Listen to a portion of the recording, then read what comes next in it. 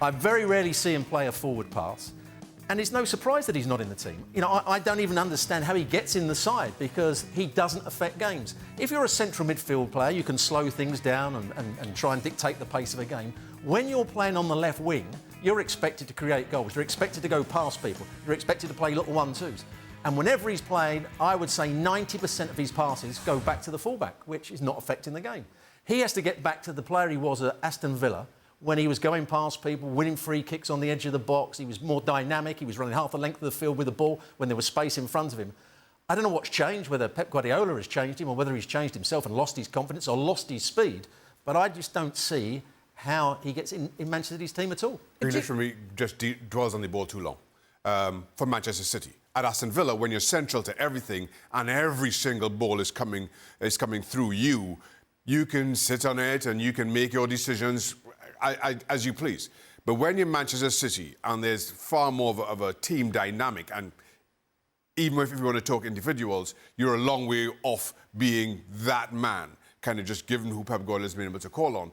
You get it, you take too many touches, and all of a sudden the play just kind of fizzles. And that is no good for City. And for me, why Grealish has found himself so out of favour. Frank, do you agree with what the guys are saying here? And for Grealish, how does he get back to that version of himself that was so lauded?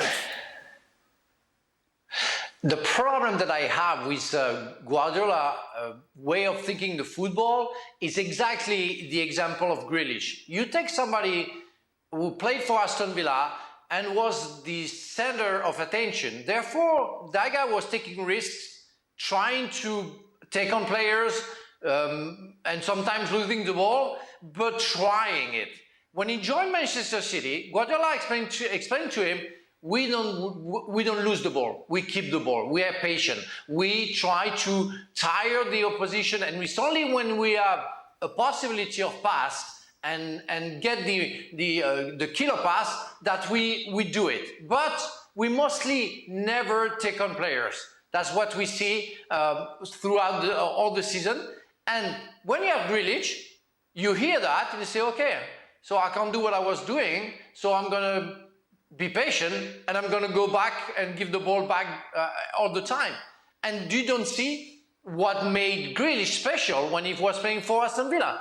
And I'm sorry, but Grealish might be responsible a little bit because he doesn't try, but you have to ask the question, is Grealish the right type of player to play for Manchester City the way Guardiola wants them to play?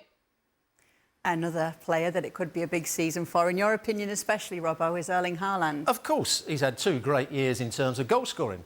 But also, I don't think his movement's been quite good enough. He's quite happy just to be a goal scorer. And if he wants to develop into becoming a world-class player, he's got to do more in the general play, in my view. And he's got to show people, because you will never improve as a player if you're touching the ball 9 times in a half. It's not good enough. I think it's difficult to say a player who scored 38 goals in 45 games had a disappointing season. But truth is, I thought last season, by Erling Haaland's standards, was a little bit disappointing. When you see that, when you contrast that with the first season that he had. And for me, I thought this kind of leans into what Frank was saying about Grealish.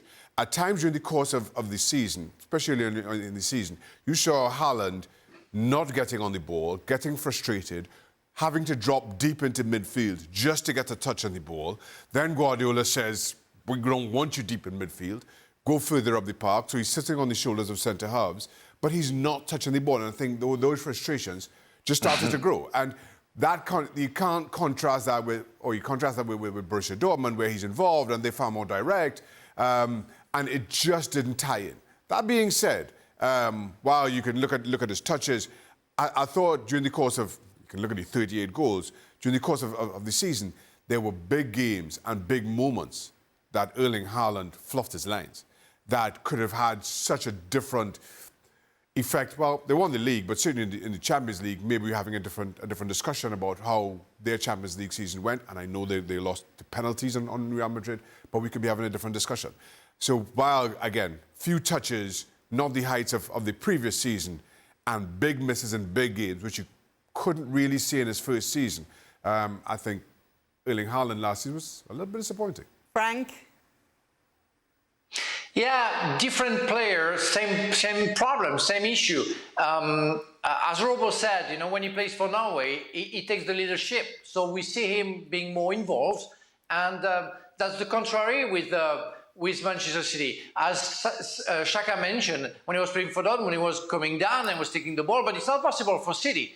Guardiola sent him back to his positioning, and then he gets frustrated. And you know, it's like somebody who doesn't eat for like 2 days. When you give him some good sandwich, he doesn't take the time to appreciate it. He goes and gets crazy, and then have a digestion problem. That's what it is with Haaland. He doesn't touch the ball. Makes one run, 2 runs, 10 runs, then suddenly touches the ball, and he's so happy. Because he's not clever anymore, because he's so touched rarely the ball that the guy gets frustrated and misses, like we saw last year, easy chances. And for his degree, for his level, he should be in every time. But he touches like 3-4 balls a game, and he has to score every time. That's not the way I see football. I must be so frustrated for him. We do apologise in advance to Jan Argefjortoft in case he is watching this segment tonight here on ESPN FC. Sorry, Jan. I had nothing to do with this. It's all on these guys.